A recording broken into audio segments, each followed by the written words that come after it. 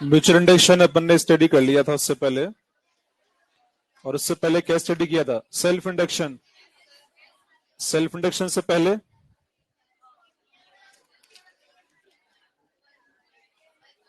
Self induction से पहले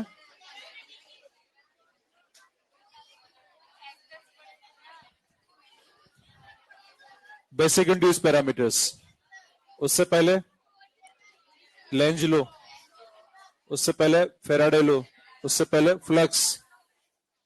तो सबसे पहले ईएमआई में फ्लक्स से स्टार्ट किया था हमने। फ्लक्स समझने के बाद फिर फेराडे लो, लेंज लो की बात की हमने। लेंज लो स्टडी करने के बाद उस पर बेस्ट क्वेश्चंस किए। फिर बेसिक इंड्यूस पैरामीटर में कौन कौन से? Induce EMF, induce current, induce charge, induce heat, induce electric field. फिर उसके बाद सेल्फ इंडक्शन पर आ गए थे हम। तो सेल्फ इंडक्टेंस एल को समझा, फिर सेल्फ इंडक्शन को भी समझा। इसके बाद फिर आरएलडीसी सर्किट की बात की। इसमें 2 टाइप के केसेस की बात की हम। केस फर्स्ट में जब बैटरी को कनेक्ट करते हैं उसकी बात की, करंट ग्रोथ होता है। इसके बाद फिर केस सेकंड में करंट डीके की बात की, बैटरी को हटाते पर हमने उसको स्टडी किया। उसके बाद फिर एनर्जी स्टोर की बात की, बल्ब के ग्लो से जो से कुछ क्वेश्चन थे वो समझे हमने। उसके बाद फिर म्यूचुअल इंडक्शन पर आ गए, और म्यूचुअल इंडक्शन में म्यूचुअल इंडक्टेंस एम क्या होता है ये जाना, म्यूचुअल इंडक्शन क्या होता है ये समझा है, कुछ क्वेश्चन वगैरह की, कपलिंग फैक्टर वगैरह समझा हमने। उसके बाद फिर कॉम्बिनेशन ऑफ इंडक्टर की बात की थी, सीरीज एंड पैरेलल कॉम्बिनेशन। फिर डायनेमिक ईएमआई स्टार्ट कर दिया था। डायनेमिक ईएमआई में हमने एक कंडक्टिंग रोड को लिया था, और कंडक्टिंग रोड को मैग्नेटिक फील्ड के अंदर मूव करने की बात की थी। एक कंडक्टिंग रोड, इसको जब मूव करते हैं तो इलेक्ट्रॉन जो यहाँ फ्री होता है ये मैग्नेटिक फील्ड में मूव करता है, यूं कह सकते हैं अपन। इलेक्ट्रॉन मूव कर रहा है, मैग्नेटिक फील्ड क्रॉस वाला है, वेलोसिटी ऐसे तो थंब ऐसे, फील्ड ऐसे, फोर्स ऐसे। इलेक्ट्रॉन पर मैग्नेटिक फोर्स नीचे लगने की वजह से इलेक्ट्रॉन नीचे शिफ्ट होते हैं। यहाँ नेगेटिव चार्ज आ जाएगा, यहाँ positive charge, potential difference develop हो जाता है। लेंथ अगर एल है, वेलोसिटी वी है, मैग्नेटिक फील्ड बी है, तो potential difference E is equal to BVL। ये कब होता है? जब तीनों म्यूचुअली परपेंडिकुलर होते हैं। जीरो कब होता है? जब कोई भी दो पैरेलल होते हैं। तो कोई भी दो में मतलब कौन कौन से दो? BVL में से कोई भी दो, या तो B पैरेलल V हो, V पैरेलल L हो, ऐसे कोई भी दो अगर पैरेलल होते हैं तो वैल्यू जीरो होता है इंड्यूस ईएमएफ का वैल्यू। तो जब भी हमें पोटेंशियल डिफरेंस फाइंड करना होता है रोड के एंड के क्रॉस, तो सबसे पहले ये चेक कर लें कहीं कोई दो पैरेलल तो नहीं। अगर दो पैरेलल है तो वैल्यू जीरो हो जाएगा। तीनों म्यूचुअली परपेंडिकुलर है तो BVL के बराबर वैल्यू आ जाएगा। अदर एंगल है तो क्या करेंगे वो आगे समझेंगे ही हम, पर तीनों परपेंडिकुलर है तो BVL आना है, और कोई भी दो पैरेलल है तो वैल्यू जीरो होना है। लेकिन सबके बीच एक इंपॉर्टेंट बात कि रोड का कंडक्टिंग होना जरूरी है, क्योंकि हमने कहा था कि रोड कंडक्टिंग ना होगी तो इलेक्ट्रॉन फ्री ना होंगे, फोर्स तो लगेगा लेकिन शिफ्ट ना होंगे। यानी कि रोड का कंडक्टिंग होना जरूरी है, तभी ये सब कुछ डिस्कशन है। तो कंडक्टिंग रोड के लिए होता है डिस्कशन। फिर हमने एक हेडिंग लिखा था, क्या था heading? Motion of conducting horizontal conductor in horizontal plane, या हॉरिजॉन्टल कंडक्टिंग रोड का हॉरिजॉन्टल प्लेन में मोशन की बात हम कर रहे थे। तो ये डायग्राम बना दिया था सर्किट जैसा कुछ। ये फ्रेम है, इस फ्रेम पर रोड को मूव किया जाना है। ये कंडक्टिंग रोड है। इस पूरे रीजन में मैग्नेटिक फील्ड है, क्रॉस वाला भी, यहाँ यहाँ सब जगह मैग्नेटिक फील्ड, जहां तक रोड को ले जाएंगे वहां तक मैग्नेटिक फील्ड प्रेजेंट है। रोड का लेंथ L है, और इसको वेलोसिटी V दिया गया है, ये इसका रेजिस्टेंस R है। तो मैग्नेटिक फील्ड सब जगह यूनिफॉर्म फील्ड है। तो जब रोड को मूव करा रहे हैं तो एरिया बढ़ने की वजह से फ्लक्स बढ़ रहा है। एक ने हमसे कहा कि सर इधर दूर ले जाएंगे तो फिर तो फील्ड घटेगा ना, बी घट रहा है। बी घट बी सब जगह एक जैसा है, इस रोड को इधर ले जाने से एरिया बढ़ रहा है, ऐसे भी हम कह सकते हैं। हालांकि BVL वाला कंसेप्ट में पता है कि बी अंदर की ओर है, एल ऐसे है, और वेलोसिटी इसके परपेंडिकुलर, तीनों म्यूचुअली परपेंडिकुलर है। तो यहाँ पर पोटेंशियल डिफरेंस जो डेवलप होता है उसको हम ऐसे बना सकते हैं कि रेजिस्टेंस तो जैसा है वैसा ही है, ये सेल की तरह हमने इसको रिप्रेजेंट कर दिया है। तो ये E is equal to BVL आ गया, ये रेजिस्टेंस R है।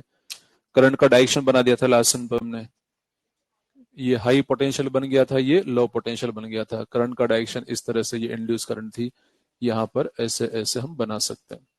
कुछ और भी लिखा था इसमें शायद, इंड्यूस करंट लिख दिया था क्या? बस इतना ही लिखा था ओनली ना। अब देखिए यहां पर ये जो सिचुएशन है इस पर बेस अलग अलग टाइप के क्वेश्चन बन सकते हैं, उन सभी को हमें समझना है, उस वैरायटी को समझना है। जैसे एक तो क्वेश्चन ये बन जाए कि रोड मूव कर रही तो कौन सा एंड हाई पोटेंशियल है, कौन सा लो पोटेंशियल, ये चेक करना हो तो हम चेक कर पा रहे हैं कि हाँ ये हाई पोटेंशियल और लो पोटेंशियल है। इस लूप में इंड्यूस करंट का डायरेक्शन की पूछा जाए कि क्लॉकवाइज या एंटी क्लॉकवाइज, वो हमने चेक कर लिया कि एंटी क्लॉकवाइज करंट का डायरेक्शन यहाँ पर है, तो ये एंटी क्लॉकवाइज करंट। यहां तक कोई डाउट हो तो बता दें मुझे। अब जब इस रोड को मूव करा रहे हैं तो इंड्यूस करंट का वैल्यू फाइंड करने की बात आए तो वैल्यू भी फाइंड करेंगे, पोटेंशियल डिफरेंस का वैल्यू बताना तो बीवीएल आ गया है। उन सब के बीच एक काम और करते हैं कि जो बीवीएल हमें पता है कि रोड के एंड के क्रॉस है, पोटेंशियल डिफरेंस यहां पर है। इस लूप में पूरा कितना ईएमएफ है? बीवीएल के अलावा कोई और भी है क्या? इस लूप में ईएमएफ कितना है? बीवीएल के अलावा कुछ और भी है क्या, या बीवीएल ही है, या बीवीएल भी नहीं है? बीवीएल तो है यहाँ पर, क्योंकि इस रोड के अक्रॉस बीवीएल डेवलप हो रहा है, तो इस पूरे सर्किट में बीवीएल के बराबर ही ईएमएफ है। इस पूरे लूप में ईएमएफ है, बीवीएल है। इस बीवीएल को हम अदर वे में भी सोल्व कर सकते हैं, अदर वे में फाइंड कर सकते हैं। कैसे फाइंड किया जाए कि जैसे हम जानते हैं कि E is equal to minus d phi upon D t होता है। जब इस रोड को मूव करा रहे हैं, सपोज किसी इंस्टेंट पर ये डिस्टेंस यहां तक का x है, एक इंस्टेंट पर डिस्टेंस x है, तो E equal to minus d upon D t, phi के हिसाब से बात की जाए तो phi equal to B A cos 180 degree लिख दिया मैंने यहां पर। इस लूप के लिए, इस एरिया के लिए लिखा मैंने बी ए कॉस 180। बताइए जरा सोच के 180 डिग्री कहां से आए? एरिया वेक्टर हमारी ओर ही लेंगे, बाहर की ओर है, और फील्ड का डायरेक्शन अंदर की ओर है, तो दोनों के बीच angle 180, cos 180 minus 1 minus minus plus, बचा क्या? B A. तो E is equal to, B तो कांस्टेंट है, d upon D t, area लिखा मैंने L इंटू एक्स, तो B बाहर है, L भी बाहर है, d x upon D t, क्या बन गया? बी एल वी, ये आ गया E। क्या मिला? ये इंड्यूस ईएमएफ किस में मिला, कहां मिला?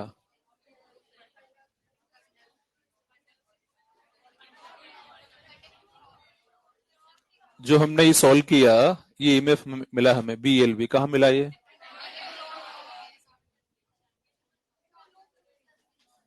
इतना क्यों कंफ्यूजन है? हमने D five point D T apply कर दिया है और ईएमएफ फाइंड कर लिया है, तो जो दिख रहा है वो देख के बताइए आप, इसको भूल जाइए, उसको भुला दीजिए कौन है ये, नहीं जानते आप। जो वो लॉजिक था लास्ट सन पर डायनेमिक के वाला पढ़ा हमने, उसको भूल गए थोड़ी देर के लिए। तो ये D phi upon D T वाला अप्रोच तो वही है जो शुरुआत से पढ़ते आ रहे हैं अपन। फेराडे ने कहा था d phi upon D t, तो d phi upon D T की हेल्प से इंड्यूस ईएमएफ को फाइंड करने की बात की थी। तो फेराडे ने कब कहा कि वो रोड के एंड के क्रॉस है? उसने ऐसा कुछ नहीं बताया, D phi upon D T बताया। तो वास्तव में जो D phi upon D T वो लूप में डेवलप होने वाले नेट ईएमएफ के बारे में हमें इंफॉर्मेशन देता है। किसके बारे में? Net EMF. किस में? लूप में। पूरे वो ये नहीं बताता है कि ये कहां डेवलप हो रहा है, किन दो पॉइंट के लिए, इस तरह की इंफॉर्मेशन वो नहीं देता है। D five point D T वाला फॉर्मूला लूप में डेवलप होने वाला टोटल ईएमएफ की इंफॉर्मेशन हमें देता है। तो यहां पर इससे पता लगा कि इस लूप में टोटल ईएमएफ बीवीएल है। इस कंसेप्ट से, किससे? D five point D T वाला अप्रोच लगाया, उससे ये पता लगा कि लूप में ईएमएफ का वैल्यू बीवीएल है। और वास्तव में बात तो सही है, जितना बताया उसने सही बताया, लेकिन जो हमने डायनेमिक ये वाला कंसेप्ट समझा है, बीवीएल वाला अप्रोच जो लास्ट सन पे इस रोड को स्टडी करके समझा था, वो ज्यादा इंफॉर्मेटिव है देखा जाए तो, क्योंकि इससे ये तक पता लग रहा है कि बीवीएल तो है, लेकिन वो बीवीएल कहां डेवलप हो रहा है, क्यों डेवलप, सारा वजह हमारे सामने है कि वास्तव में बीवीएल रोड के एंड के अक्रॉस डेवलप हो रहा है। और उसका वजह हमें पता है कि रोड के अंदर इलेक्ट्रॉन फ्री हैं, वो मूव करेंगे साथ साथ रोड के साथ, तो उन पे फोर्स लगेगा, फोर्स शिफ्टिंग होने से एक तरफ नेगेटिव चार्ज एक तरफ पॉजिटिव चार्ज आने से पोटेंशियल डिफरेंस इस वजह से डेवलप हो रहा है।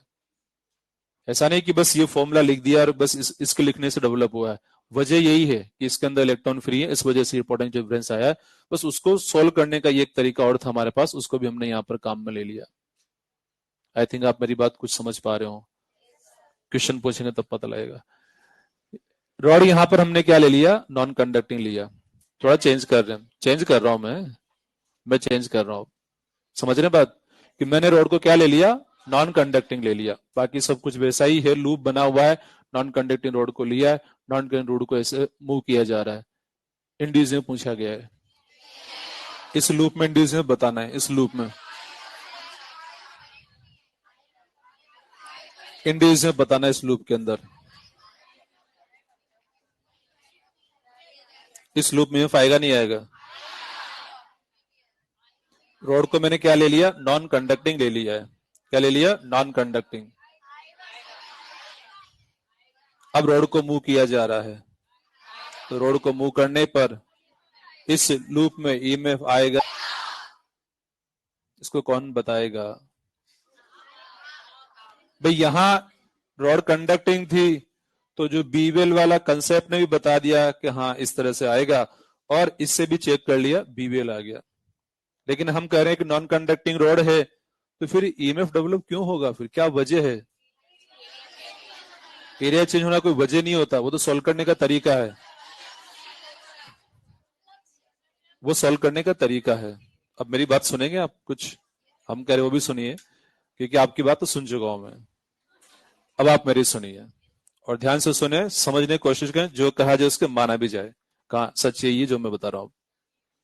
तो यहां पर क्या है कि अगर रोड को नॉन कंडक्टिंग हम ले लेते हैं, तो जैसे अभी फिलहाल कंडक्टिंग रोड जब लिया था तो दोनों मेथड से देखा हमने कि बीवेल आंसर आ गया था। मतलब बीवेल वाला जो अप्रोच डायनेमिक ईएमआई वाला था, उससे भी आंसर बीवेल आता है पोटेंशियल डिफरेंस का, और इस वाले से भी बीवेल आ गया था, क्योंकि वास्तव में डेवलप हो रहा तो मेथड भले ही चेंज कर दें, जो हो रहा है वो तो होना ही चाहिए।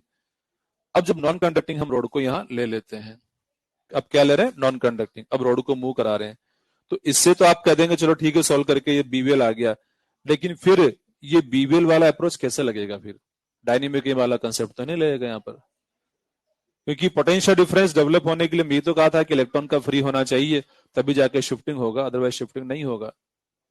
मैंने शुरुआत में कहा था, जैसे ही ये ईएमआई शुरू कर रहे थे उसी टाइम पे मैंने एक बात बोली थी कि पूरा ईएमआई चैप्टर में ईएमएफ डेवलप होने के दो ही वजह हैं, या तो टाइम के साथ बी चेंज हो रहा हो, डीबी बाई डी, क्या हो रहा हो, डीबी बाई डी। किसी रीजन में टाइम के साथ जब बी चेंज हो रहा होता है तो उसकी वजह से एक इलेक्ट्रिक फील्ड इंड्यूस होता है, यही ईएमएफ कहलाता है। एक इलेक्ट्रिक फील्ड इंड्यूस होता है, वही ईएमएफ का काम करता है। तो टाइम वेरिंग मैग्नेटिक फील्ड से क्योंकि ईएमएफ में इलेक्ट्रिक फील्ड ही होता है मेनली, ईएमएफ में क्या होता है, इलेक्ट्रिक फील्ड, और इलेक्ट्रिक फील्ड आने के वजह होते हैं कुछ न कुछ, तो वो वजह हम बता रहे हैं आपको। आप फेराडे की बात पर न जाएं, फिलहाल आप मेरी बात पर जाएं कि दो वजह क्या, कि फेराडे ने इस तरह से बात ही नहीं की, उसने अलग ढंग से बात की, उसने सॉल्व करने का तरीके बताया, अलग ढंग से उसने बात की। तो डीबी अपॉन डीटी से इलेक्ट्रिक फील्ड इंड्यूस होता है, इलेक्ट्रिक फील्ड का होना ही ईएमएफ का होना। दूसरी बात, एक कंडक्टिंग रोड जब मैग्नेटिक फील्ड के अंदर मूव करती है, रोड कैसा, कंडक्टिंग, मूव कराते हैं मैग्नेटिक फील्ड के अंदर, तो इलेक्ट्रॉन शिफ्टिंग होने की वजह से, क्योंकि इलेक्ट्रॉन फ्री है और मैग्नेटिक फोर्स लगेगा तो इलेक्ट्रॉन शिफ्ट होंगे, उस वजह से रोड के एंड के अक्रॉस पोटेंशियल डिफरेंस डेवलप हो रहा है। तो दो वजह है, टाइम के साथ बी चेंज होना या फिर कंडक्टिंग रोड का फील्ड के अंदर मूव करना। फिर कुछ सोचते हैं सर फिर वो एरिया चेंज होने वाली बात, एरिया चेंज होने में भी कंडक्टिंग रोड का होना जरूरी है, कंडक्टिंग मेटल का होना जरूरी है, तभी जाकर के, क्योंकि कंसेप्ट तो यही है ना, दो ही तो कंसेप्ट हैं। जैसे यहां पर आप इसको एरिया से समझ तो रहे हैं, यानी कि एरिया वाला अप्रोच से सोल्व करके वैल्यू निकाल पा रहे हैं, लेकिन रोड कंडक्टिंग होगी तभी ये बात सच साबित हो पाएगी। ऐसा नहीं कि बस हाँ हमने फॉर्मूला लिख दिया और इस वैल्यू निकाल ली। तो इस ईएमएफ के आने के लिए रोड का कंडक्टिंग होना, रोड कंडक्टिंग है, फिर आप अप्रोच लगा दीजिए, कोई दिक्कत नहीं है। समझ में आ रही बात, मतलब केवल यूनिफॉर्म पहन लिया, कार्ड गले में लटका लिया, बैग टांग दिया, उससे थोड़ा नॉलेज मिल जाएगा। स्टूडेंट होना चाहिए, उसके अंदर कुछ होना चाहिए, जुनून, एनर्जी होना चाहिए, तभी जाकर सीख पाएगा। एक पत्थर को बिठा के उसको यूनिफॉर्म पहना दे, गले में काल लटका दे, बैग टांग दे, तो क्या उससे कि उसको नॉलेज मिल जाएगी, उसको नहीं आएगी। तो डेफिनेटली उसके अंदर जो रिक्वायरमेंट है वो तो होना चाहिए ना, रिक्वायरमेंट तो इलेक्ट्रॉन फ्री होंगे तभी तो पोटेंशियल डिफरेंस डेवलप होगा। तो वैसे ही यहाँ बात हम कर रहे हैं कि अगर रोड नॉन कंडक्टिंग होगी तो पोटेंशियल डिफरेंस डेवलप नहीं होगा, मतलब वो इलेक्ट्रिक फील्ड नहीं आएगा वहां पर। तो इसमें भी देखो, चार्ज शिफ्ट होने से इलेक्ट्रिक फील्ड आ जाता है, क्योंकि इलेक्ट्रिक फील्ड का आना ही ईएमएफ का आना होता है। तो इलेक्ट्रिक फील्ड आने कोई तो वजह होगा, या तो टाइम के साथ बी चेंज हो रहा हो उससे इलेक्ट्रिक फील्ड आता है, या फिर इलेक्ट्रॉन शिफ्ट हो रहे हो उनसे इलेक्ट्रिक फील्ड डेवलप होता है। तो इलेक्ट्रिक फील्ड डेवलप होने के दो वजह हैं। फिर कुछ सोचते हैं सर एक बार आपने क्वेश्चन कराया था, उसमें लूप को श्रिंक किया था और लूप को श्रिंक करके कह दिया एरिया चेंज हो रहा, एरिया चेंज होने से ईएमएफ आ गया। वो लूप कंडक्टिंग था, कैसा था? कंडक्टिंग था। उस कंडक्टिंग था और कंडक्टिंग श्रिंक होने की वजह से, मतलब कंडक्टिंग पार्ट्स के मूव करने की वजह से पोटेंशियल डिफरेंस डेवलप होता है। लेकिन कई बार सॉल्व करना आसान कैसे होगा, बस उसके बेसिस पर केवल एरिया वाला अप्रोच लगा दिया जाता है। मतलब सॉल्व करने का तरीका है ये D phi upon D T वाला, कि आप ये डी अपॉन डी टी करके एरिया चेंज से भी उस ईएमएफ की वैल्यू को फाइंड कर सकते हैं। और पहले हमने ये डायनेमिक ईएमएफ वाला कंसेप्ट पढ़ा भी नहीं था, उसको इस तरह सॉल्व करना मुश्किल भी होता है, केवल एरिया चेंज से सॉल्व करना आसान होता है। तो फेराडे ने यही बताया कि आप D phi upon D T उसका निकाल लोगे तो ईएमएफ का वैल्यू आपको मिल जाएगा। फिर कुछ के मन में बात आ गई, सर उसने कहा था कि जब जब भी फ्लक्स में चेंज होता है ईएमएफ आता है। उसने जो एक्सपेरिमेंट लिया था वो था कॉइल एंड मैग्नेट। कॉइल के पास मैग्नेट को लाते हैं या दूर ले जाते हैं, कॉइल को पास लाएं या दूर ले जाएं, तो जब जब भी ऐसा हो रहा है तब ईएमएफ आ रहा है। ये बात तो सही है, क्योंकि वहां बी चेंज हो रहा है टाइम के साथ। वहां क्या चेंज हो रहा है? बी। मैग्नेट को पास ला रहे तो बी बढ़ रहा है, दूर ले जा रहे तो बी घट रहा है, यानी कि टाइम के साथ बी चेंज हो रहा है। और बी चेंज होने से इलेक्ट्रिक फील्ड आएगा, ईएमएफ आएगा। फिर लूप को इसको दूर ले जाएं, पास लाएं, तब भी इसमें बी चेंज हो रहा है और बी चेंज होने से इलेक्ट्रिक फील्ड डेवलप होता है, उसका ही मतलब ईएमएफ का आना होता है। अगर नॉन कंडक्टिंग लूप है, कोई कॉइल है, उसका एरिया चेंज होगा तो ईएमएफ नहीं आएगा, क्योंकि एरिया चेंज होने का लिंक इससे और ये डायनेमिक ईएमआई वाला केस बनता है, और डायनेमिक ईएमआई में रोड कंडक्टिंग होना जरूरी है। तो इसलिए हमने जो क्वेश्चन कराया था उसमें लूप श्रिंक वाला केस था, जहां एरिया चेंज हो रहा था, वहां कंडक्टिंग ही लिया था। और कंडक्टिंग ना भी बोला जाए, बाई चांस क्वेश्चन बोलना भूल गया, तो कंडक्टिंग ही है, कंफर्म है। क्योंकि क्वेश्चन ऐसा जनरली पूछा नहीं था, अगर पूछ लिया जाए कि ये रोड को मूव करा रहे हैं तो इस रोड का कैसा होना चाहिए, कंडक्टिंग होना चाहिए, तभी पोटेंशियल डिफरेंस आएगा, ये कंफर्म है। और कई बार क्वेश्चन नहीं बोला, सिंपल बोला रोड मूव कर रही है और व्हाट इज पोटेंशियल डिफरेंस, मतलब कंडक्टिंग ही है तभी पोटेंशियल डिफरेंस आ रहा है। ठीक है बात? लेकिन सर फ्लक्स तो चेंज हो रहा है, तो फ्लक्स में चेंज मतलब सॉल्व करने का तरीका है ये, कि हाँ इससे ईएमएफ कोई वैल्यू को सॉल्व कर सकते हैं, बट तभी आएगा वो जो वैल्यू आएगा जब रोड कैसे होगी, कंडक्टिंग होगी, तभी आएगा। तो फिर ये हमारे क्या काम का रहा, इसका देखो इंपॉर्टेंस ये रहा एक तो, कि जहां लूप में नेट ईएमएफ फाइंड करना हो, क्योंकि अब आगे ज्यादा इसको काम में नहीं लेने वाले, किसको, इस लॉजिक को ज्यादा काम नहीं लेने वाले, क्योंकि ये ज्यादा इंफॉर्मेटिव हो गया बीवीएल वाला अप्रोच। इससे ये तक पता लग रहा है कि बीवीएल तो आ रहा है, जो इसने बताया उसने बता दिया, और इसने ये भी बता दिया इस अप्रोच ने, फ्लक्स कटिंग वाले अप्रोच ने, कि इन दो एंड के क्रॉस डेवलप हो रहा है, इतना तक इन्फॉर्मेशन दे दिया। तो किन्हीं दो पॉइंट के बीच पोटेंशियल डिफरेंस बताना है तो ये बीवीएल वाला अप्रोच है, यानी कि तीनों परपेंडिकुलर वाला है तो बीवीएल आएगा, इस अप्रोच को काम में लेंगे हम। लेकिन अगर लूप में नेट ईएमएफ बताने की जरूरत कहीं पड़ेगी और एक करना इजी हो जाएगा, कुछ जगह ले लेंगे हम। तो इसको काम में कहां लेंगे, जहां हमें लूप में नेट ईएमएफ फाइंड करना हो। हमें क्या फाइंड करना हो, नेट ईएमएफ रहेगा तो कंडक्टिंग ही, वो तो नॉन कंडक्टिव बात ही नहीं करेंगे कहीं भी, सब जगह कंडक्टिंग ही होगा। लेकिन ये फॉर्मूला कब काम में लेंगे, जब लूप में नेट ईएमएफ फाइंड करना होगा, तब ये काम में लेंगे, लूप या कॉइल जो भी बोला जाए। इससे पहले जहां जहां भी ये काम में लिया, नेट तो फाइंड किया था उस लूप या कॉइल के अंदर, D5.2 टोटल, ये थोड़ी बताया था कि इन पर्टिकुलर पॉइंट के लिए मिल रहा ओनली, आ रही की बात समझ?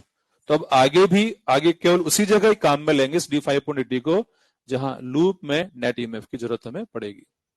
अदरवाइज बीवेल वाला जो अप्रोच जो अब समझ रहे हैं आगे और ज्यादा, उसी को ही हम काम में लेने वाले हैं। तो इसको भी एक अलग से यहीं पे लिख लेना। अब आगे बढ़ाते हैं इसमें और क्या क्या हमें समझना है। तो सबसे पहली बात तो ये induce current,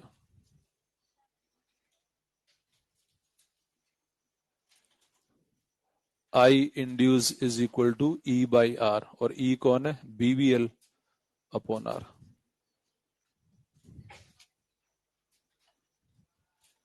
BVL upon are,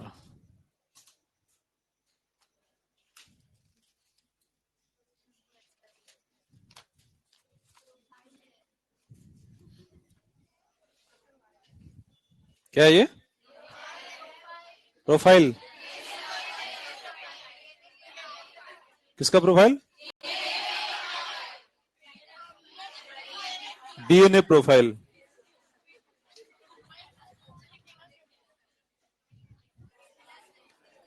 induce current I induce equal to E by R BVL upon are.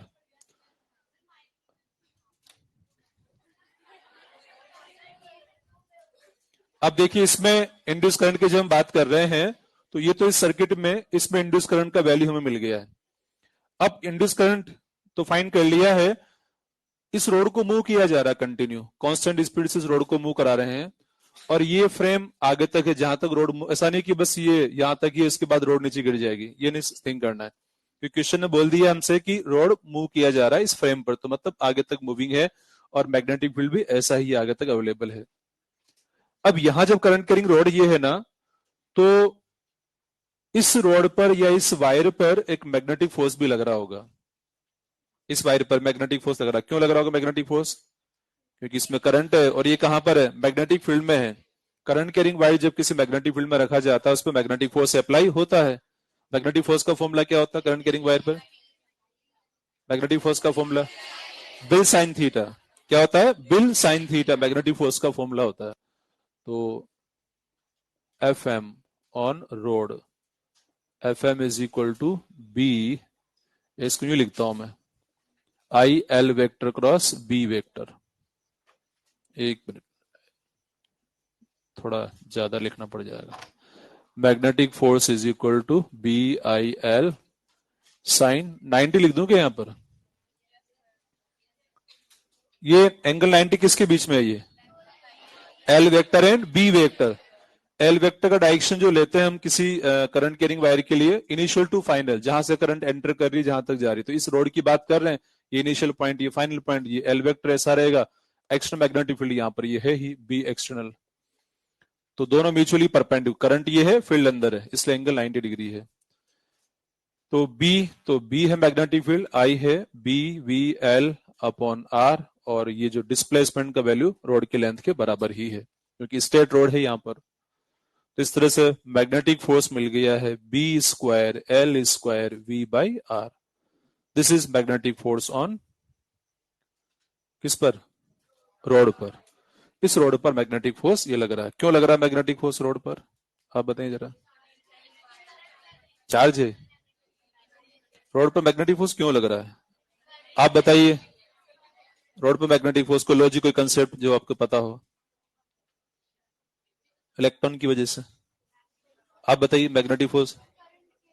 Current carrying wire जब मैग्नेटिक फील्ड में होता है तब उस पर मैग्नेटिक फोर्स लगता है, ये कंसेप्ट हमने काम में लिया है। तो यहां पर ये मैग्नेटिक फोर्स, अच्छा इस मैग्नेटिक फोर्स का डायरेक्शन बता सकते हैं आप इस रोड पर, लेफ्ट या राइट? लेफ्ट या राइट? इस रोड पर मैग्नेटिक फोर्स जो लग रहा है उसका डायरेक्शन लेफ्ट या राइट, किधर होगा? रोड पर पूछा मैं, रोड पर, इस रोड पर मैग्नेटिक फोर्स का डायरेक्शन लेफ्ट या राइट? अरे भूल गए क्या? Right hand palm rule, direction of current में थंब रखना है, ठीक है। ये तो करंट का डायरेक्शन हो गया, और एक्सटर्नल फील्ड किधर है? अंदर की ओर, तो फोर्स इधर आ जाएगा, तो किधर आ गया? लेफ्ट। ये मैग्नेटिक फोर्स का डायरेक्शन आ गया, ये मैग्नेटिक फोर्स। सबको आ गया समझ में? तो इस रोड पर मैग्नेटिक फोर्स लग रहा है इधर की ओर, यानी कि जब भी हम इस फ्रेम पर एक रोड को रख करके मूव कराएंगे तो उस पर एक मैग्नेटिक फोर्स अपोजिंग डायरेक्शन में लग जाएगा। तो क्या रोड की स्पीड v मेंटेन रह पाएगी? स्पीड पे क्या फर्क पड़ेगा? डिक्रीज या इंक्रीज? डिक्रीज हो जाएगी। तो ओनली ऐसा अपने आप में क्वेश्चन बन सकता है कि रोड की स्पीड अगले मोमेंट पे क्या होगी, सेम रहेगी या ज्यादा हो जाएगी? कम हो जाएगी, स्पीड विल डिक्रीज। फिर अगला क्वेश्चन हमसे यूं कह सकता है कि स्पीड को अगर मेंटेन रखना चाहें, किसकी स्पीड? रॉड की स्पीड। अगर रॉड की स्पीड को हम सेम रखना चाहें तो क्या करना पड़ेगा? क्या करना पड़ेगा? एक्सटर्नल फोर्स लगाना पड़ेगा। तो एक्सटर्नल फोर्स किधर लगाना पड़ेगा? ये वेलोसिटी की सेम डायरेक्शन में, यानी कि इस मैग्नेटिक फोर्स जो अपोजिंग फोर्स है इसके जस्ट अपोजिट डायरेक्शन में हमें फोर्स ऐसे लगाना पड़ेगा। कितना वैल्यू का? ताकि वेलोसिटी कांस्टेंट रहे, तो v vector is equal to constant रखने के लिए हमें ये फोर्स की जरूरत पड़ेगी। तो नेक्स्ट पॉइंट में आ जाते हैं हम।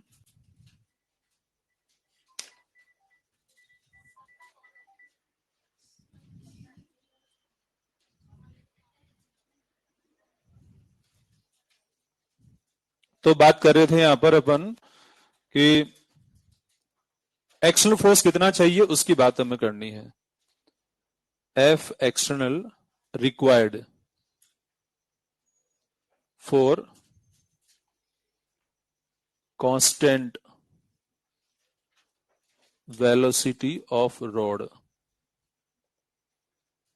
कितना लगाना पड़ेगा force? Equal to F M, मतलब एफ एम के बराबर मैग्नीट्यूड का ही लगाना पड़ेगा हमें फोर्स, जो कितना है B square L square V by R, ये फोर्स लगाना पड़ेगा। तो ये सब छोटे छोटे क्वेश्चन भी एक तरह से हम कंसेप्ट भी समझते जा रहे हैं और ऐसे क्वेश्चन बन सकते हैं कि इंड्यूस करंट कितना है, इस रोड पर मैग्नेटिक फोर्स कितना है, एक्सटर्नल फोर्स कितना लगाएं कि रोड कांस्टेंट वेलोसिटी से मूव करती रहे। अगर रोड कांस्टेंट वेलोसिटी से मूव नहीं करेगी तो क्या हो जाएगा?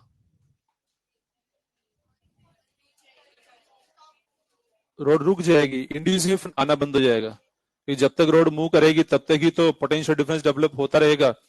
अगर हम चाहें कि एक कांस्टेंट ईएमएफ डेवलप होता रहे तो हमें एक कांस्टेंट फोर्स लगाना पड़ेगा।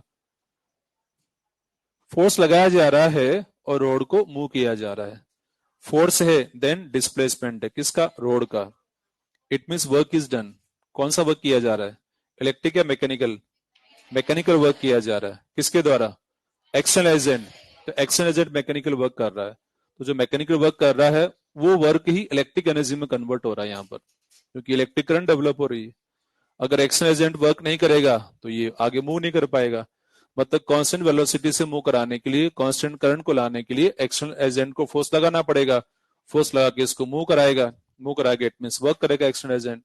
एक्सटर्नल एजेंट जो वर्क कर रहा है वो मैकेनिकल वर्क है, तो मैकेनिकल वर्क की वजह से यहाँ पर इलेक्ट्रिक करंट मिल रही है, और इलेक्ट्रिक करंट फ्लो होने की वजह से रेजिस्टेंस में हीट डेवलप होगी। तो तीन बातें होगी, मैकेनिकल वर्क जो किया जा रहा है कि मैकेनिकल एनर्जी दी जा रही है, तो मैकेनिकल एनर्जी इलेक्ट्रिक एनर्जी में कन्वर्ट हो रही है, इलेक्ट्रिक एनर्जी हीट एनर्जी में कन्वर्ट हो रही है, यही हो रहा है यहाँ पर। तो ये बात हमने शुरुआत में भी कही थी लेंज लॉ की, जब हम बात कर रहे थे कि Lenz law is based on energy conservation, और वहां कहा था कि mechanical energy electric energy heat में कन्वर्ट होती है, वहां थ्योरेटिकली कहा था, और कहा था एक दिन प्रूव करेंगे, वो दिन आ गया आज जब हमें इसको प्रूव करना है मैथमेटिकली। तो कुछ के माइंड में एक बात आती है, सर यहाँ लेंज लॉ कहाँ लग रहा है? ये मैग्नेटिक फोर्स जो लग रहा है ना, लेंज लॉ से भी आता है, ये लेंज लॉ की हेल्प से भी इसको समझ सकते हैं। लेंज लॉ इसी फोर्स की बात करता है कि जैसे हम रोड को मूव कराएंगे उसका अपोज होगा, क्योंकि रोड को मूव कराने से अगर फ्लक्स के फॉर्म में कहें तो फ्लक्स चेंज हो रहा है, फ्लक्स चेंज होने से इंड्यूस ईएमएफ, इंड्यूस करंट आ गई, और इंड्यूस करंट का डायरेक्शन इस तरह से होगा कि वो उस कोर्स का अपोज करे जिससे इंड्यूस हुई है। तो रोड को जैसे मूव कराने लग रहे हैं इधर की ओर, तो ये अपोजिंग फोर्स आ गया, अपोजिंग फोर्स आ गया, इसी वजह से हमें फोर्स लगाना पड़ रहा है, और हम फोर्स लगा रहे हैं, हमें वर्क करना पड़ रहा है, मैकेनिकल वर्क हम कर रहे हैं, मैकेनिकल वर्क से इलेक्ट्रिक एनर्जी आएगी, इलेक्ट्रिक एनर्जी हीट एनर्जी आएगी। तो कितना मैकेनिकल पावर इस रोड को, इस सर्किट को दिया जा रहा है वो हम सोल्व कर सकते हैं, क्योंकि पावर का फॉर्मूला क्या होता है? एफ इंटू वी, तो पावर सोल्व करना यहाँ आसान रहेगा, तो इसलिए पावर की form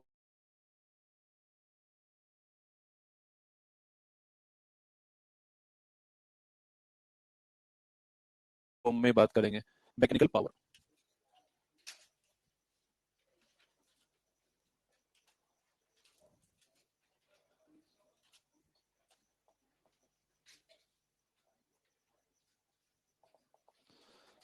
mechanical power given by external agent to rod, rod कह सकते हैं या सर्किट भी कह सकते हैं हम, क्योंकि पूरा सर्किट होगा तभी जाकर ये इस पे करंट फ्लो हो पाएगी, और तभी अपोज हो रहा है। मतलब ओनली रोड ही अगर होगी ना तो करंट ही नहीं आएगी, करंट नहीं आएगी तो अपोज भी नहीं होगा, तो सर्किट भी कह सकते हैं या रोड भी कह सकते हैं। तो P mechanical is equal to F external dot V, F external into V, cos zero आएगा क्या? दोनों सेम डायरेक्शन में, external force and velocity, theta zero आ गया, कॉस जीरो वन हो गया। एक्सटर्नल फोर्स का वैल्यू पता है B square L square V upon R into V, तो P mechanical is equal to B square L square V square upon R. This is mechanical power given by agent to the rod. ये power दी जा रही है। Mechanical power जो दी जा रही है वो स्पीड पे डिपेंड कर रही है, प्रोपोर्शनल वी स्क्वायर। यानी कि बाई चांस इस तरह की बात की जाए कि अलग अलग स्पीड से मूव कराना चाहते हैं रोड को, तो फिर पावर जो डिलीवर क्या होगी, जितना स्पीड बढ़ाएंगे उसके according P proportional V square की फॉर्म में ये पावर बढ़ती जाएगी। स्पीड डबल किया तो 4 टाइम पावर दी जा रही है, ऐसा कह सकते हैं हम।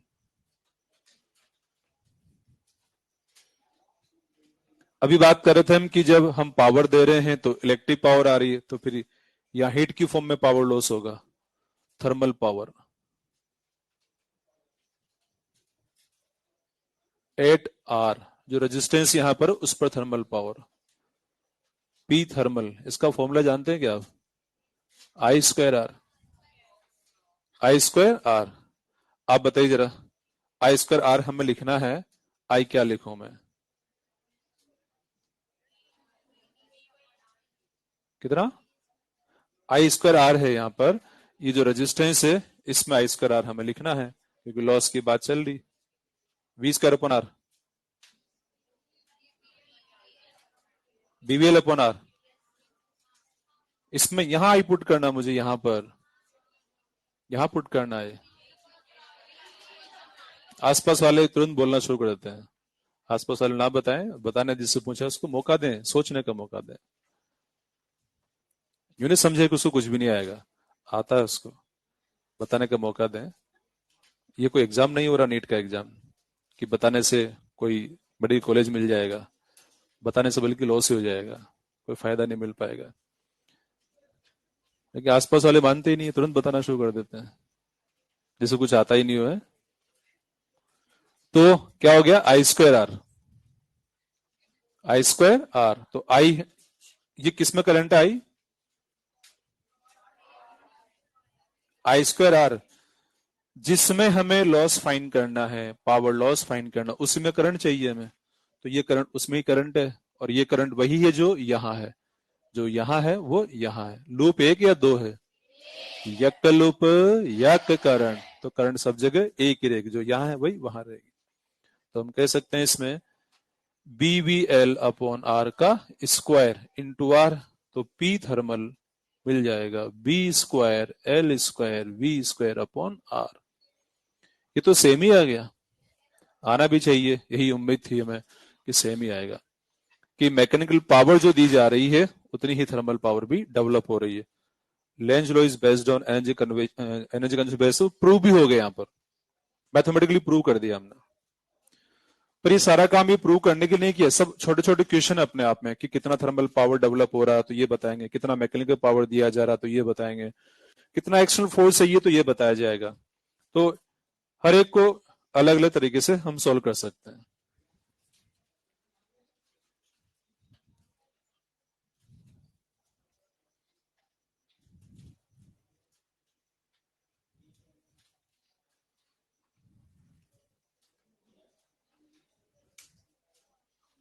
कोई डाउट यहां तक हो तो बता दीजिए।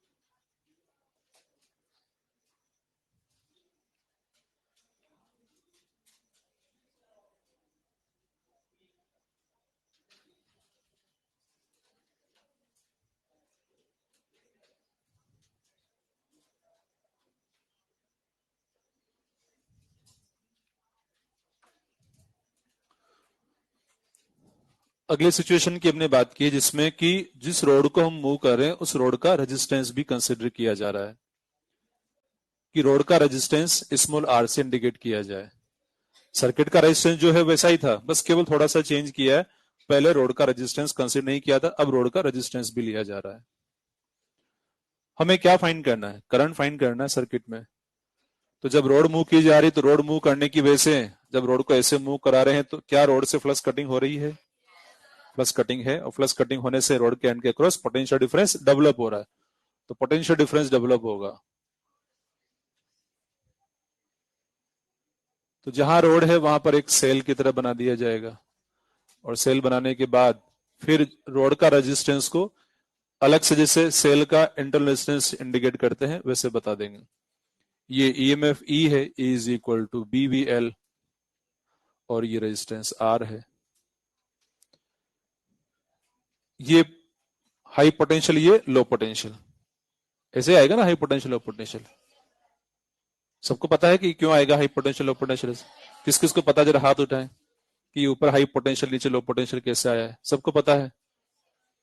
तो यहां देखिए, क्योंकि वेलोसिटी इस तरह से रोड का है और फील्ड अंदर है, तो ऊपर हाई पोटेंशियल नीचे लो पोटेंशियल। अब यहां करंट के जो हम बात करने वाले हैं, तो करंट का डायरेक्शन तो ऐसे ही रहेगा। ये जो सेल बनाया है तो इससे हाई से लो की ओर करंट जाएगी। अब करंट का इक्वेशन या रिलेशन लिखना चाहते हैं हम, आई इंड्यूस। बोलो क्या तरीका होगा लिखने का? Net EMF upon net resistance. किसी भी एक लूप में जब करंट बतानी होती है हमें, तो नेट ईएमएफ का नाम पर एक ही ईएमएफ है, कितना है? BVL। तो E net upon are net, पहले तो ये लिख दिया मैंने, और ये कितना है? BVL upon R plus R। ये दोनों सीरीज में है क्या है? क्योंकि यक लूप यक करंट, जो करंट यहां है वही करंट यहां पर भी, एक ही करंट फ्लो हो रही है, तो ये सीरीज में है। तो R प्लस R हमने लिख दिया है। तो जब रोड का रेजिस्टेंस की इंफॉर्मेशन हमें दी जाए, तो रोड के रेजिस्टेंस को एज ए सेल का इंटर रेजिस्टेंस की तरह यहां बना करके फिर हमें जैसे सर्किट सोल्व करना होता है, सिंपल सा सर्किट, वैसे सोल्व कर सकते हैं। मतलब सर्किट बना दो और सोल्व कर लो, कुछ भी नहीं बचा इसमें। अब कोई कॉम्प्लिकेटेड सर्किट नहीं बनेगा, सिंपली सर्किट बनेगा। तो अब एक बात आपसे पूछी जा रही है, थोड़ा बहुत पिछला अगर सेल के बारे में थोड़ा सा आइडिया हो तो आप शायद बता पाएंगे, नहीं तो फिर मैं हिंट दे ही रहा हूं कि जैसे अब इस कंडीशन में इस रोड को जब मूव कर रहे हैं, हमसे पूछा जाए what is potential difference between these two points. इन दो पॉइंट के बीच पोटेंशियल डिफरेंस हमें बताना हो, पोटेंशियल डिफरेंस हमें बताना हो, तो BVL आएगा। मतलब एग्जैक्ट BVL आएगा या कुछ चेंज हो जाएगा? चेंज हो जाएगा, सीधी सी बात है। ये इसलिए कहना चाह रहे हैं क्योंकि ये दो पॉइंट बोला गया ना, इट मींस यहां सर्किट में देखो इन दो पॉइंट की बात हो रही है, इन दो पॉइंट की बात हो रही है। केवल केवल हमसे यूं पूछा था कि what is induce EMF in this road, what is induce EMF in this road, तो क्या कहते हैं? BVL। लेकिन हमसे पूछा गया इन दो पॉइंट के क्रॉस पोटेंशियल डिफरेंस, यानी कि इन दो पॉइंट की बात की जा रही है। तो इन दो पॉइंट के लिए पोटेंशियल डिफरेंस के तो फिर या तो आप KVL लगा दो, या कहते हैं अगर सेल का TPD वाला कंसेप्ट आपको थोड़ा ध्यान है, तो वास्तव में वो TPD हमें फाइंड करना होगा। तो वो E माइनस IR के बराबर आएगा, BVL माइनस IR के बराबर। तो वो ज्यादा डिटेल में ना जाए भले ही, क्योंकि वो नहीं पढ़ा तो कोई बात नहीं, पर वो एग्जैक्ट मतलब ये पूछा गया है, यहां से यहां तक का दो पॉइंट का पोटेंशियल डिफरेंस हमसे पूछा गया है। तो मीनिंग इसका ये हुआ है। तो दोनों बातों में डिफरेंस है कि रोड में इंड्यूस ईएमएफ कितना, वो BVL के बराबर ही है, लेकिन दो पॉइंट का पोटेंशियल डिफरेंस हमसे पूछा गया है, तो इसको भी कंसिडर करना। करंट जब इसमें आई है तो I इंटू R यहाँ पर ड्रॉप हो रहा है, पोटेंशियल डिफरेंस यहां से भी आएगा। एक बात और, एक और लॉजिक वाली बात करते हैं, सोल्व नहीं करने वाले, केवल कंसेप्ट बता रहे हैं। अभी एक रोड को मूव किया जा रहा है, एक को रोड यहां लगा दी जाए, उसको भी ऐसे मूव किया जाए, और फिर नेट करंट यहां बताना हो, तो क्या करेंगे? यही काम फिर से करेंगे। अभी तो एक रोड है, रेजिस्टेंस इसका R है, तो सपोज बोल दिया R1 इसका रेजिस्टेंस है, एक को रोड बोला इसका वेलोसिटी V1 है, और एक को रोड यहां लगा दिया वेलोसिटी V2 है और उसका रेजिस्टेंस R2 है। तो क्या करेंगे फिर सोल्व करने के लिए, करंट फाइंड करने के लिए? पहले तो सेल बनाएंगे हम, एक सेल तो बन गया E1 R1 और दूसरा सेल E2 R2। दोनों सेल किस में रहेंगे? पैरेलल में। और फिर पैरेलल कॉम्बिनेशन के अकॉर्डिंग सोल्व करके फिर नेट करंट को फाइंड किया जाएगा।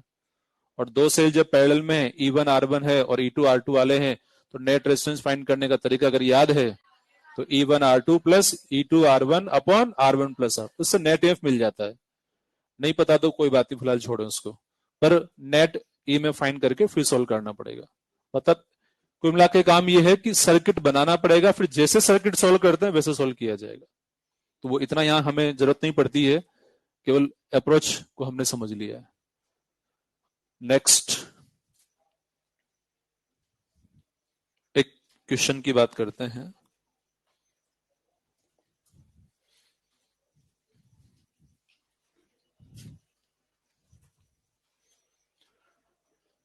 एक रीजन है, उस रीजन में यूनिफॉर्म मैग्नेटिक फील्ड दिया गया है।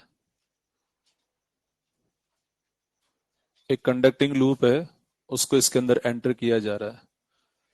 फील्ड है cross B is equal to 1 tesla. इसका velocity v is equal to 1 metre per second. ये लेंथ 1 मीटर है एंड 1 ओम इसका रेजिस्टेंस है। ऐसे ही हर एक के लिए यही है, 1 metre length and 1 ohm resistance, square है ये। वन साइड के लिए डेटा दे दिया 1 मीटर एंड 1 ओम। यहां भी कैसा है 1 metre and 1 ohm, 1 metre comma 1 ohm, यहां से लेके यहां तक का ये लेंथ है।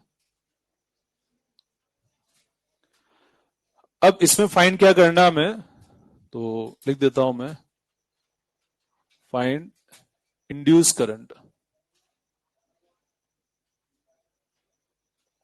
In loop.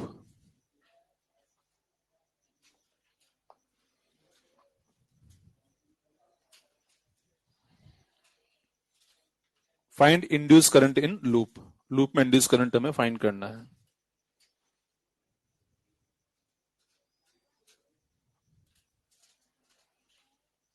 लूप में टोटल जो करंट आएगी वो फाइंड करना है।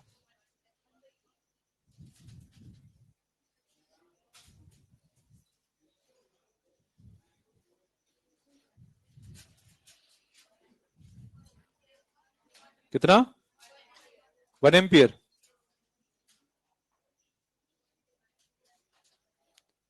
इस साइड का लेंथ 1 मीटर है, ये भी 1 मीटर, ये भी 1 मीटर, ये भी 1 मीटर। ये रेजिस्टेंस 1 ओम 1 ओम 1 ओम 1 ओम, ऐसे हर एक का रेजिस्टेंस 1 ओम हमें दिया गया है। हमें करंट फाइंड करना है।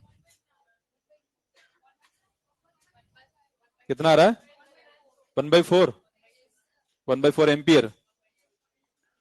देखिए करना क्या है, यहाँ पर थोड़ा समझते हैं पहले अप्रोच। इंड्यूस करंट क्यों आएगी, इसमें क्या वजह है?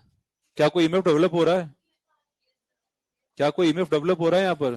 किस वजह से डेवलप हो रहा है? क्या कोई फ्लक्स कटिंग हो रही है यहाँ पर? 4 रोड है, 1 2 3 4, तो फ्लक्स कटिंग कितनी रोड से हो रही है? फ्लक्स कटिंग कितनी रोड से हो रही है? क्या इससे फ्लक्स कटिंग है? क्यों नहीं है? L parallel to V, flux cutting नहीं है। क्या इससे फ्लक्स कटिंग है? अरे बोलो ना, बीवीएल कंसेप्ट लगा रहे हैं हम। अच्छा हो सकता है कुछ सोच रहे हैं सर वो डी फाइव पॉइंट डी के बारे में सोच रहे हैं, तो d five point D T solve करना मुश्किल रहेगा थोड़ा। ज्यादा आसान क्या रहेगा, बीवीएल वाला अप्रोच ही आसान रहेगा। तो बीवीएल वाला अप्रोच हम लगाने वाले हैं। तो बीवीएल वाला जो अप्रोच है उसके अकॉर्डिंग अगर बात की जाए तो बस ये देखना, हर एक रोड को एक अलग अलग सेल की तरह, मतलब अलग अलग रोड के हम स्टडी करके फिर टोटल ईएमएफ के बारे में सोचेंगे। तो इसके क्रॉस पोटेंशियल डिफरेंस डेवलप नहीं हो रहा है, इस पे डेवलप हो रहा है, इस पे नहीं हो रहा है, इस पे, अरे इस पे डेवलप। ये मैग्नेटिक फील्ड यहां से यहां तक है, ये मैग्नेटिक फील्ड यहां, हाँ यहां से यहां तक यूनिफॉर्म है ना, यहां से यहां तक यूनिफॉर्म फील्ड है। चलो अब बता दो, कुछ पहले कुछ कंफ्यूजन रहा हो तो। ये यहां से यहां तक फील्ड है, आगे नहीं, इससे पहले है ना बाद में भी नहीं है। हाँ तो इस पे क्या डेवलप हो रहा है, ईएमएफ आएगा इस पर, इस पर, इस पर, इस पर भी नहीं आएगा, केवल किस पे आएगा, इस पर ही आएगा, केवल इसी पर ईएमएफ है। कितना आएगा वो? अरे बोलो भाई, क्योंकि एक एक रोड को स्टडी कर पा रहे हैं हम, एक एक रोड को चेक करना किस पे ईएमएफ आएगा किस पे नहीं आएगा। तो 1 2 3 तीनों पे नहीं आ रहा है, इन पे नहीं आने का वजह क्या, इस पे नहीं आने का वजह एल पैरेलल टू वी, यहाँ भी एल पैरेलल टू बी, और यहाँ बी खुद है ही नहीं, बी जीरो है, और इस पे ओनली ईएमएफ आएगा।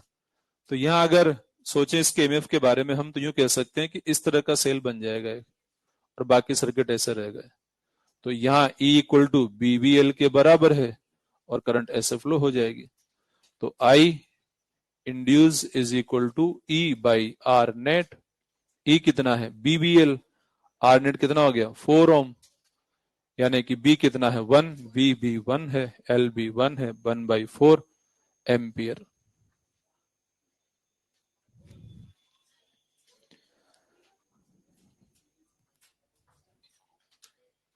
One by four ampere. आ रहा है सबको समझ में?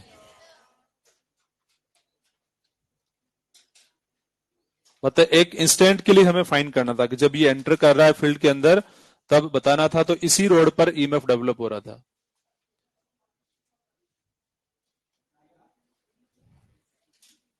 कुछ देर बाद ये लूप जब पूरा ही फील्ड में एंटर हो जाएगा तो नेट ईएमएफ 0 हो जाएगा, क्योंकि जितना यहां डेवलप हो रहा है उतना यहां भी डेवलप हो जाएगा।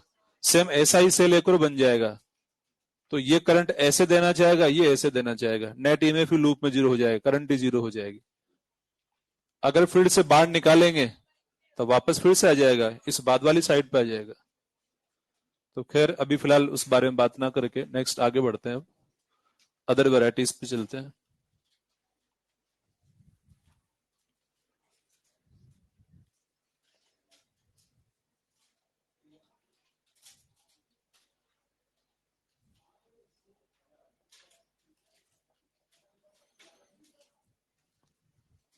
क्या लिखा है? एल परपेंडिकुलर वी नहीं है, L not perpendicular V. Then EMF हमें समझना है।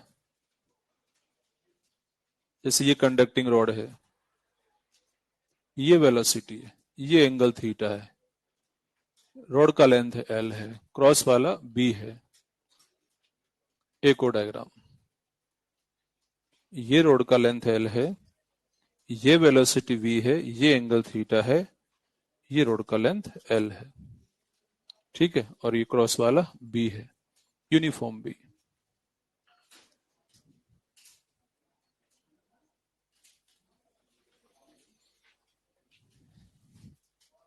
अब यहां पर हमें पोटेंशियल डिफरेंस फाइंड करना है between ends of the road. Suppose ये P है और ये Q है, ऐसे ये P है और ये Q है। दोनों डायग्राम में कोई डिफरेंस है क्या? अरे बोलो। कोई डिफरेंस नहीं, दोनों सेम ही इंफॉर्मेशन दिया गया है। हाँ, सॉल्व करने का जो वे होगा उसमें डिफरेंस हम बनाने वाले हैं। तो यहां पर देखिए, इससे पहले हमने स्टडी किया था कि रॉड जब मैग्नेटिक फील्ड के अंदर मूव करते हैं पोटेंशियल डिफरेंस डेवलप होता है। तो बीवीएल कब आता है? जब तीनों म्यूचुअली परपेंडिकुलर हो। कोई भी दो पैरेलल हैं तो वैल्यू 0 होता है। अब यहां पर न तो ये तीनों पैरेलल हैं और न ही तीनों परपेंडिकुलर हैं। हमें ये तो पता होता है कि परपेंडिकुलर होने पे क्या करना है, पैरेलल होने पे क्या करना है, तो किसी एंगल की बात आ गई। हालात मुश्किल हैं, और जब हालात मुश्किल होते हैं तो क्या करते हैं? जिनको जानते हैं उनको याद करते हैं। हम किन को जानते हैं? यहाँ पर पैरेलल वाले कंसेप्ट को जानते हैं, परपेंडिकुलर वाले को जानते हैं। तो इनको भी यही हम करने वाले हैं, या तो पैरेलल बना देंगे या परपेंडिकुलर बना देंगे, उनकी फॉर्म में कन्वर्ट कर देंगे। देखते हैं यहाँ क्या किया जाएगा। ये जो एल है ना, इसके कंपोनेंट लेने वाला हूं मैं, वेलोसिटी के पैरेलल एंड परपेंडिकुलर। एल का इधर कंपोनेंट लिया मैंने, ये क्या आएगा? L cos theta. इधर क्या आएगा? L sine theta. दो कंपोनेंट हो गए इस एल के। अब ये जो एल कॉस थीटा कंपोनेंट है ये तो वेलोसिटी के पैरेलल हो जाएगा, एल साइन थीटा है वो वेलोसिटी के परपेंडिकुलर हो रहा है, ये इस वेलोसिटी के। यहां पर ये जो रोड थी ना, इसकी जगह दो कंपोनेंट बना दिए गए। इस बात को यूं भी कह सकते हैं हम, इस एल ने अपने रेस्पॉन्सिबिलिटी दो जनों को दे दी है, एल कोस को एंड एल साइन को। कहा कि तुम जाने तुम्हारा काम जाने में तो चला, तो हम भी देंगे इसको भूला। किसको? रोड को। इस रोड को भुला दिया जाए, यानी कि इस रोड की बजाय हम बात करेंगे जैसे दो रोड है, एक का लेंथ एल कॉस थीटा और एक का लेंथ एल साइन थीटा। ऐसा कंसिडर करके स्टडी करेंगे कि हमारे पास दो रोड हैं, एक रोड का लेंथ एल कॉस थीटा है, इसको ऐसे रखा गया, उसकी वेलोसिटी है। दूसरी रोड का लेंथ एल साइन थीटा है, उसको इस ढंग से रखा गया, उसका वेलोसिटी ये वाला वी जो बना रखा डायग्राम में। यानी कि इस रोड को इस वी से मूव कराएं तो पोटेंशियल डिफरेंस आएगा नहीं आएगा? अरे ये रोड है अगर, और ये वेलोसिटी आएगा क्या? पैरेलल हो गया, कोई फ्लक्स कट नहीं होगा। इस रोड को इस वेलोसिटी मूव कराएंगे तो आएगा, यानी कि इससे फ्लक्स कटिंग नहीं होगा, इससे फ्लक्स कटिंग हो जाएगा। तो पोटेंशियल डिफरेंस के हिसाब से अगर बात करें E P Q is equal to develop हो जाएगा B V L sine theta. तीनों म्यूचुअली परपेंडिकुलर हैं, बी अंदर की ओर है और ये एल ऐसे है, तो वेलोसिटी इसके परपेंडिकुलर है। यहां पर पोटेंशियल डिफरेंस केवल मैग्नीट्यूड के हिसाब से लिखा फिलहाल मैंने ये। अच्छा, आप बता सकते हैं पी एंड क्यू में से कौन हाई पोटेंशियल पर है? पी हाई पर है, कंफर्म, क्योंकि वेलोसिटी ऐसे है, फील्ड ऐसे है, तो ऊपर हाई पोटेंशियल है। तो स्पेशली हमसे कहा जाए V P minus V Q, तब तो ये आएगा B V L sine theta ही आएगा, मतलब पॉजिटिव साइन के साथ ही है। अगर हमसे पूछा जाए V Q minus V P, क्या आएगा? Minus B V L sine theta. तो ऐसा स्पेशली पूछा जाए तो हम ऐसे लिखेंगे। किसमें से किसका डिफरेंस फाइंड करना है, कौन हाई है कौन लो है, चेक करके फिर पता लगाएंगे प्लस आएगा या माइनस आएगा। एक और अप्रोच की बात करते हैं। जैसे हमने यहां पर कंपोनेंट किसके लिए थे? एल के। कंपोनेंट वी के भी लिए जा सकते हैं, कुल मिलाकर, क्योंकि हमें क्या करना है, आसान रहता है, तीनों को या तो परपेंडिकुलर बना दें या जो पैरेलल पॉसिबल है तो पैरेलल बना दिए जाएं। पैरेलल वालों से ईएमएफ नहीं आएगा, परपेंडिकुलर वालों से आएगा। जो परपेंडिकुलर होंगे उनको मल्टीप्लाई कर देंगे। तो यहां पर जो वेलोसिटी है इसे कंपोनेंट लेने वाला हूं मैं, एक तो इस एल के पैरेलल, तो एक इधर आ जाएगा v cos थीटा, एक इधर आएगा v sin थीटा। इस बात को यूं भी कह सकते हैं, इस v ने अपनी रेस्पॉन्सिबिलिटी दो जनों को दे दी है। किस किस को? v cos को एंड v sin को। कहा कि तुम जाने, तुम्हारा काम जाने, मैं तो चला। यानी कि इस v को बुला दें, तो v को, इस v को भूल जाए तो दो जने मिलकर काम करेंगे, v cos and v sin। It means यूं हुआ इसका मीनिंग, इस रोड को एक बार इस तरह की वेलोसिटी से ऐसे मूव किया जाए। इस रोड को अगर ऐसे मूव करें तो क्या पोटेंशियल डिफरेंस आएगा क्या? क्योंकि वेलोसिटी पैरेलल टू लेंथ हो गया, नहीं आएगा। इस रोड को इस वेलोसिटी v sin थीटा से मूव कराएं तो आएगा, तो तीनों परपेंडिकुलर हो रहे हैं यहां, तो डेफिनेटली v sin थीटा की वजह से आएगा। तो E P Q is equal to B V sine theta into L, ये पोटेंशियल डिफरेंस बन जाएगा दोनों एंड के अक्रॉस। तो कोई सा भी अप्रोच लगा सकते हैं हम, काम यही करना था कि पैरेलल परपेंड नहीं है तो उनको बना दें, या तो पैरेलल बना दो या परपेंडिकुलर बना दो। कंपोनेंट एल के भी ले सकते हैं या वी के भी ले सकते हैं, दोनों में से कोई सा भी हम सोल्व कर सकते हैं। कोई डाउट इसमें कहीं लग रहा तो बता दीजिए आप।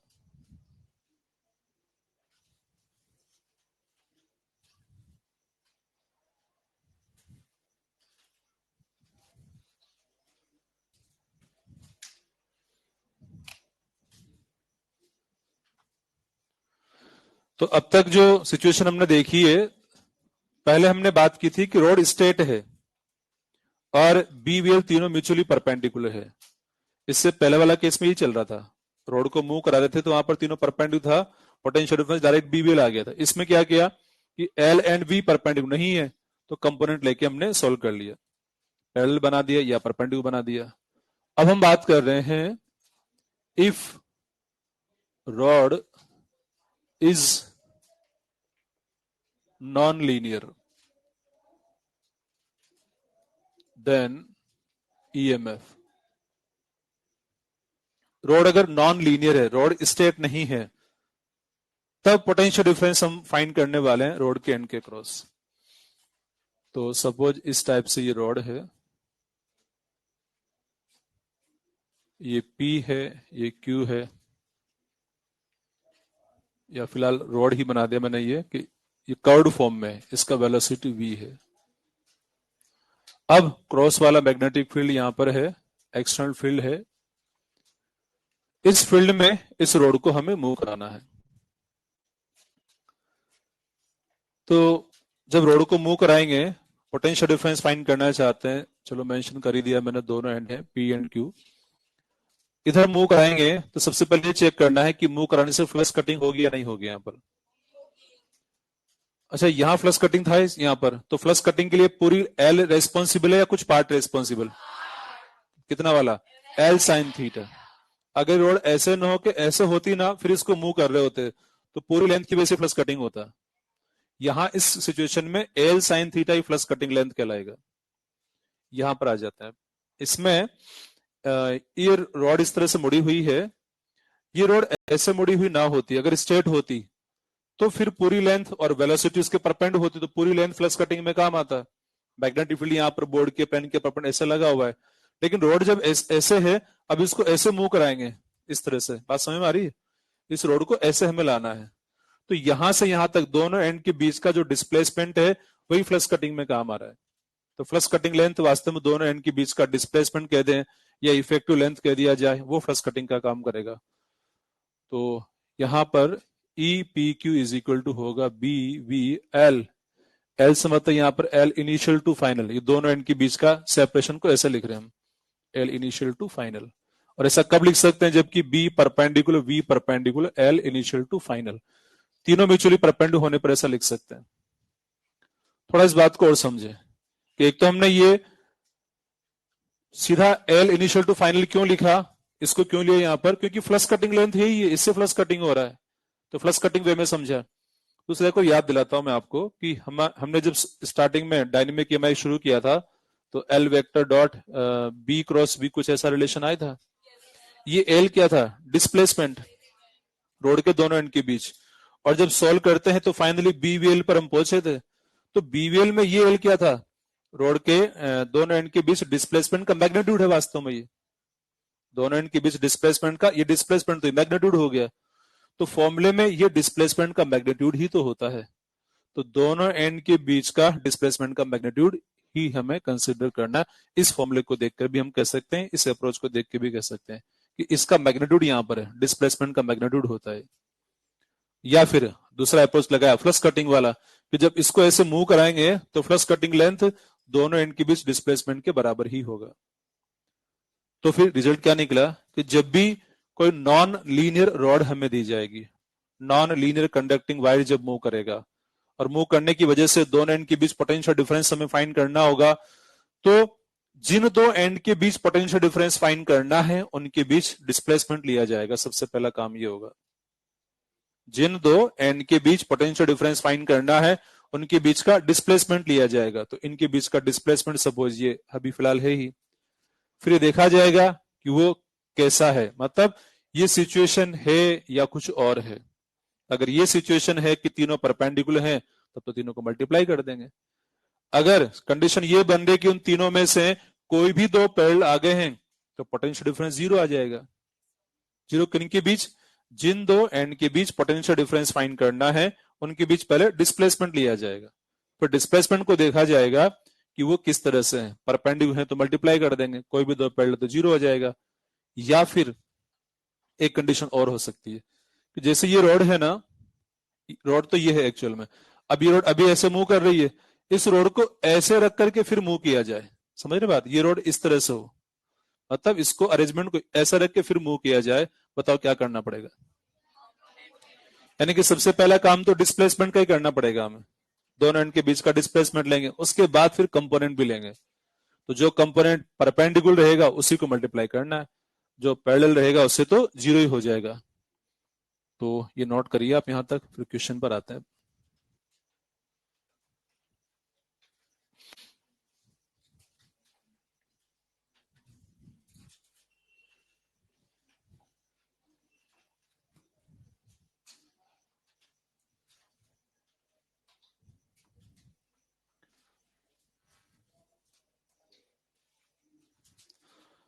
तो अप्रोच याद रहेगी ना, यहां जो अप्रोच काम लेने वाले हैं, जिन दो एंड के बीच पोटेंशियल डिफरेंस फाइंड करना है उनके बीच का डिस्प्लेसमेंट लेना है कि वो पैरेलल है या परपेंडिकुलर है। अगर तीनों परपेंडिकुलर है तो मल्टीप्लाई कर देंगे, पैरेलल है तो जीरो आ जाएगा। देखते हैं अगला क्वेश्चन में।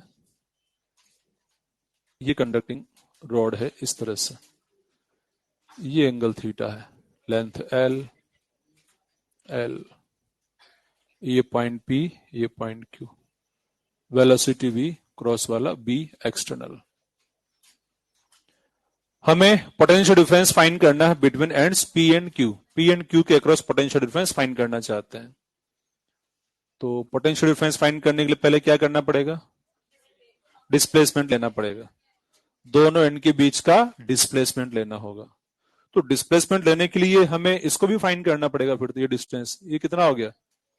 एल कोस है, L sine, L sine theta है, और ये भी एल साइन थीटा है। तो यहां से यहां तक के बीच का डिस्प्लेसमेंट कितना हो गया? 2l plus 2l sine theta. तो डिस्प्लेसमेंट का पता लग गया। तो यहां एक नया सेल बना देंगे हम इस तरह से, एक P पॉइंट और एक Q पॉइंट। ऊपर हाई पोटेंशियल रहेगा, नीचे लो पोटेंशियल रहेगा। इसका पता कैसे लगा? पाम रूल से पता चल रहा है कि वेलोसिटी ऐसे है, फील्ड अंदर है, पाम का परपेंडिकुलर हाई पोटेंशियल की ओर होता है। तो यूं कह सकते हैं कि ये हाई पोटेंशियल पर है और ये लो पोटेंशियल पर है, ऐसा भी कह सकते हैं। तो E P Q is equal to B V 2l plus 2l sine theta. 2l plus 2l sine theta. आप बताइए जरा, मैंने लिखा बी वी, क्या लिखा? क्या लिखा फाइनल आंसर? क्या लिखा बोलो जरा? B V 2l plus 2l sine theta. ये 12 प्लस 12 साइन थीटा क्या, कहां से आया, क्या था ये? 12 प्लस 12 साइन थीटा क्या है ये?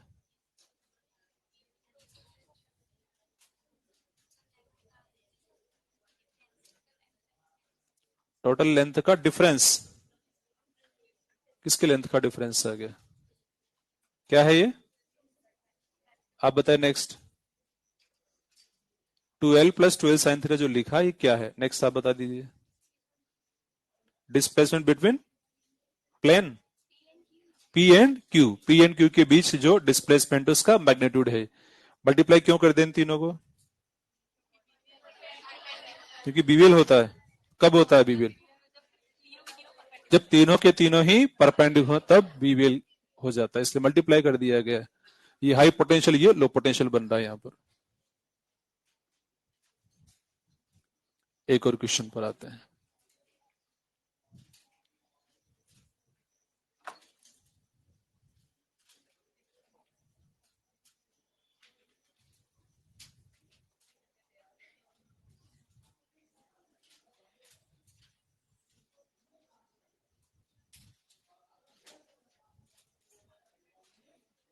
ई पी क्यू बता दीजिए फटाफट, क्या आएगा?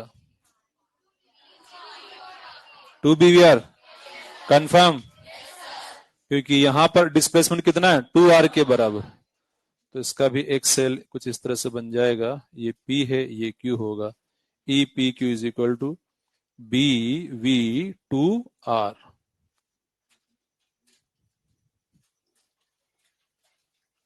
जिन दो एंड के बीच फाइंड करना है पोटेंशियल डिफरेंस, उनके बीच का डिस्प्लेसमेंट लिया जाएगा और फिर देखा जाएगा कि पैरेलल है या परपेंडिकुलर है। ये पॉइंट P है, ये पॉइंट Q है, ये लेंथ L, ये भी L, ये भी L। वेलोसिटी है V, फील्ड है B, फाइंड करना है E P Q। बताइए जी, क्या आएगा? कंफर्म? क्योंकि पोटेंशियल डिफरेंस इस पर कितना आएगा? 0, इस पर 0, जो भी आएगा इस पे ही आएगा। यानी कि कुछ ये सिचुएशन बन जाएगी। ये P, ये Q। तो E P Q is equal to B V L। समझ में आ रहा है? एक और क्वेश्चन।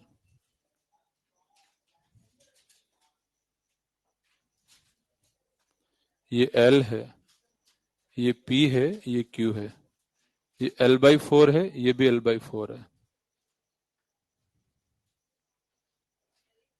ये वेलोसिटी V है, क्रॉस वाला B है। क्या आ जाएगा? PVL/2।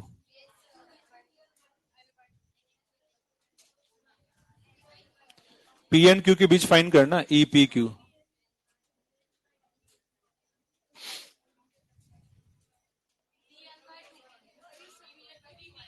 BVL/2 आएगा? कंफर्म है?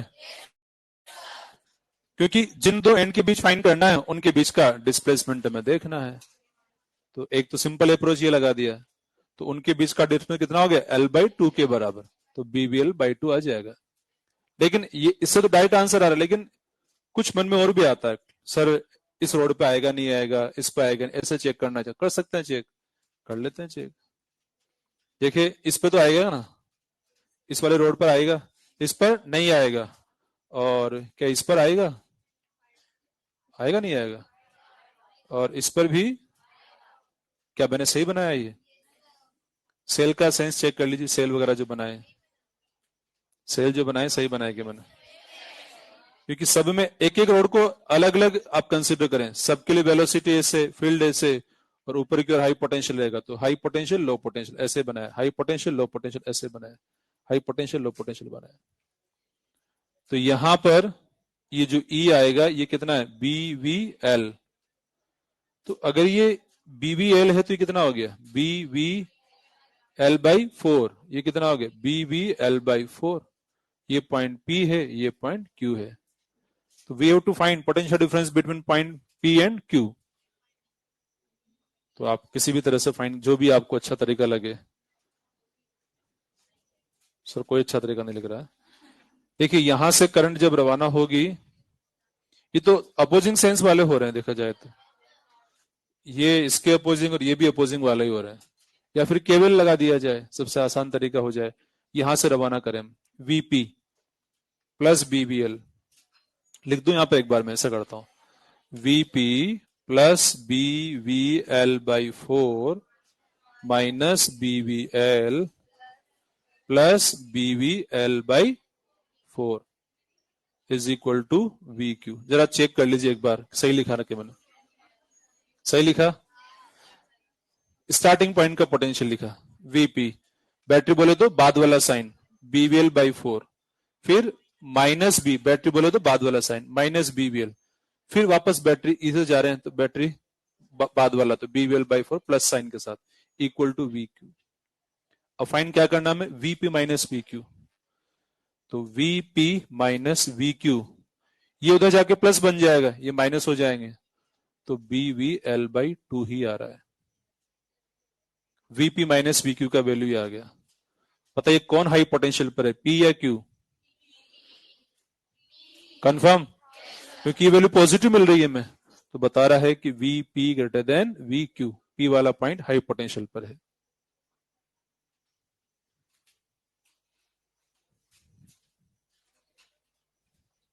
कोई डाउट कहीं लग रहा तो बता देना।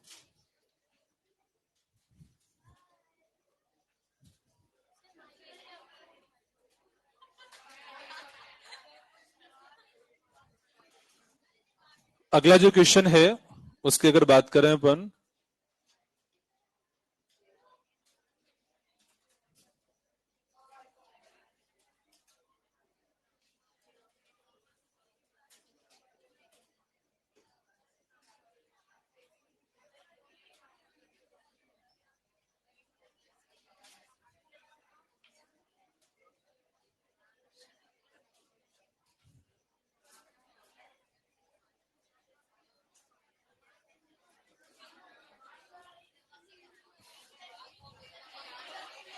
पोटेंशियल डिफरेंस फाइंड करना है between P and Q.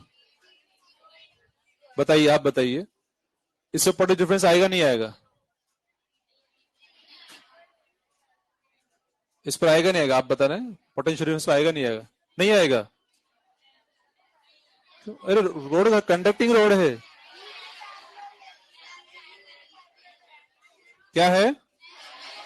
L parallel to we है, इसलिए नहीं आएगा। इस पर आएगा नहीं आएगा? इस पर, इस पर, तो फाइनल आंसर क्या हो जाएगा? E P Q, P and Q के अक्रॉस पोटेंशियल डिफरेंस हमें फाइंड करना है। क्या आएगा फाइनल आंसर? क्या आएगा? Two BVL cos theta. Confirm? क्या आपका क्या आंसर आ रहा है? जीरो या कुछ और? आप बताइए जरा, लास्ट आप बताइए क्या आंसर आएगा?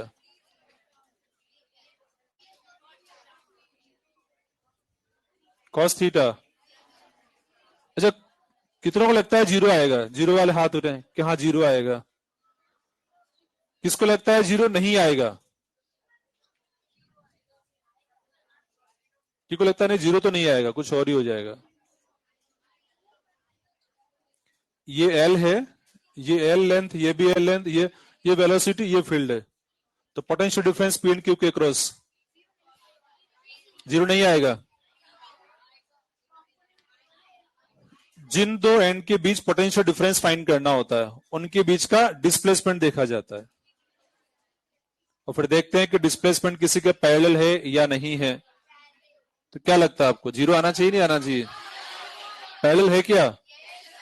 ये एल इनके बीच का वेलोसिटी के पैरेलल है, कह सकते हैं कि L P Q parallel velocity. ऐसा होने की वजह से E P Q equal to 0।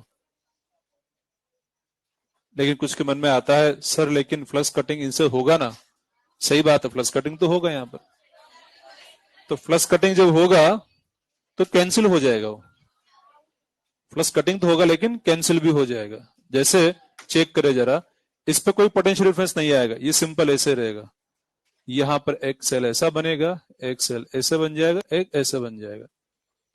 अगर इसका वैल्यू ई यानी कि बीवीएल सॉरी जो भी आएगा वैल्यू, अच्छा बता सकते हैं वैल्यू कितना आएगा पोटेंशियल डिफरेंस का इस पर? क्योंकि इसका जो दो कंपोनेंट लेंगे हम, तो इधर वाला कंपोनेंट से कुछ भी नहीं आएगा क्योंकि वेलोसिटी के पैरेलल हो जाएगा। इधर वाला जो ये एल है तो ये एल कॉस थीटा बन जाएगा। तो बीवीएल कॉस थीटा ये रहेगा, बीवीएल कॉस थीटा ये रहेगा। उसको फिलहाल ओनली मैंने ई से लिख दिया, ये भी ई, और ये पॉइंट क्यू है, ये पॉइंट पी है। देखिए जब हम यहां से रवाना होंगे पी से, तो ये आ गया प्लस, फिर ये आ गया माइनस। मतलब जितना इंक्रीज हुआ उतना डिक्रीज भी हो गया पोटेंशियल। ये आप प्रॉपर केवीएल लगाना चाहें, पी से स्टार्ट हो, वीपी आगे बोलो प्लस ई फिर minus E is equal to V Q. तो VP minus V Q is equal to 0। दो अप्रोच से हमने फाइंड करके देख लिया है कि पोटेंशियल डिफरेंस 0 आ रहा है। दो अप्रोच, पहला अप्रोच कौन सा लगाया? जिन दो पॉइंट के बीच पोटेंशियल डिफरेंस फाइंड करना है उनके बीच का डिस्प्लेसमेंट देखा जाएगा, और डिस्प्लेसमेंट देख के पता लगा कि वो तो वेलोसिटी के पैरेलल आ रहा है, पोटेंशियल डिफरेंस 0 हो जाएगा। फिर इसके बाद हमने इंडिविजुअल एक एक रोड के बारे में बात की कि कहां फ्लक्स कटिंग हो रही है, कहां कटिंग नहीं हो रही है, इसको चेक किया। तो फिर फाइनली वापस से 0 आ गया। कोई डाउट कहीं लग रहा तो जरूर बताएं आप।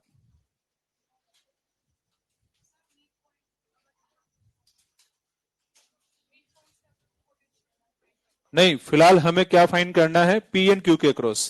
तो उसमें कोई डाउट पी एन क्यू वाले में? हाँ, डाउट यह था सर क्या इस रोड पे नहीं आएगा क्या? तो आ गया ना, वो तो इन दो के बीच तो आया ना, ये आएगा, सेल बनेगा ही। तो इन दो पॉइंट का पूछे या इन दो के बीच पूछे तब भी है पोटेंशियल डिफरेंस। जो यहां है वो इन दोनों के लिए तो है ये, वो तो बीवीएल कॉस थीटा के बराबर ही रहेगा। एक और क्वेश्चन पर आते हैं।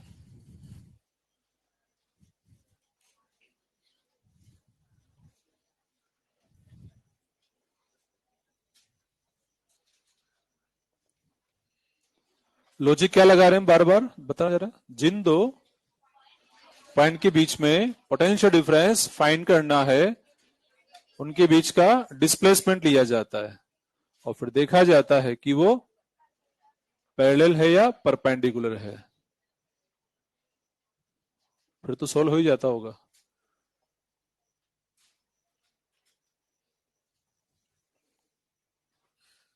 ये कंडक्टिंग ही है सारा अरेंजमेंट, कंडक्टिंग रॉड से बना हुआ ये है अरेंजमेंट है। हमें पोटेंशियल डिफरेंस फाइंड क्या आ जाएगा? 3BL आ गया। देखो ये तो आपने पहला ही अप्रोच लगा दिया कि जिन दो पॉइंट के बीच पोटेंशियल डिफरेंस फाइंड करना है उनके बीच का डिस्प्लेसमेंट देखा जाएगा, लगा दिया आपने। कितना आया? 3L। यहां से यहां तक डिस्प्लेस कितना आ गया? 3L आ गया। यानी कि 3L is the flux cutting length, ऐसे मूव कराने पर। एक तरीका ये हुआ, सही आंसर है, कोई दिक्कत नहीं है। लेकिन फिर इतना लिखने से मन नहीं मानता है कि सीधा कैसे लिख दें सर, इसमें तो बहुत कुछ दिख रहा है, इतने सारे वायर वगैरह हैं, क्या किसी से कोई इंड्यूस ईएमएफ नहीं आ रहा, मतलब अलग अलग से नहीं आ रहा? क्या चेक करते हैं जरा। सबसे पहली बात देखिए, अलग अलग सेल बना के देखा जाए। आप बताते जाइए मुझे, क्या इस पर ईएमएफ आएगा? इस पर, इस पर, इस पर, इस पर, इस पर। कितने सेल बनेंगे? 1 2 3 4 बनाते हैं, 4 सेल यहां पर हम। एक सेल ये बना दिया गया है, एक ये बन गया है, एक और बन गया है। एक अगर ई है तो सभी ई है, ई मतलब बी वी एल, ये पॉइंट पी और ये पॉइंट क्यू। हमें पी एंड क्यू के बीच पोटेंशियल डिफरेंस फाइंड करना है। तो क्या किया जाएगा, यहां पर एक सेल इनकी जगह बना दिया, 2 की जगह 1 बना दिया मैंने। क्यों बना 2 की जगह 1? पैरेलल में है, सेम वैल्यू के हैं, तो ई और ई मिलके ई हो जाएगा। 5 और 5 होता तो 5 ही आता।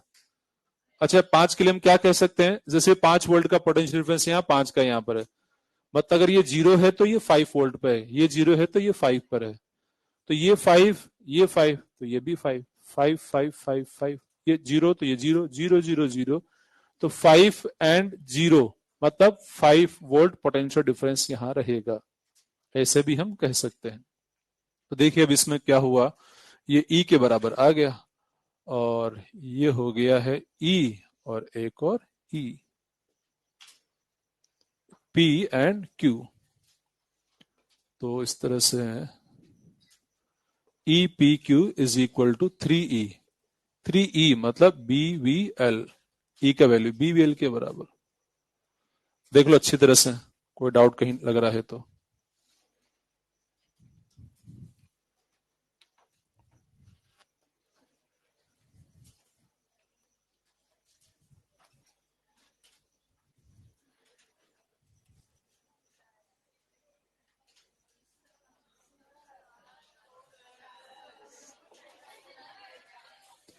बहुत ही इंटरेस्टिंग क्वेश्चन अब आ रहा है आपके सामने, बहुत ही आसान है, सिंपल है।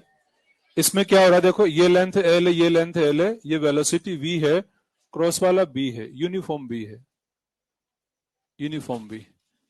फर्स्ट इसमें मैं फाइंड करना है E net in loop, loop में नेट ईएमएफ बताना है। सेकंड में मैं फाइंड करना है, जैसे एक पॉइंट यहां लिख दिया एक्स, दूसरा लिख दिया वाई, तो V X minus V Y ये भी हमें फाइंड करना है। 2 क्वेश्चन यहां पर है। तो पहला तो है लूप में नेट ईएमएफ बताने का काम हमें करना है। 0 आएगा,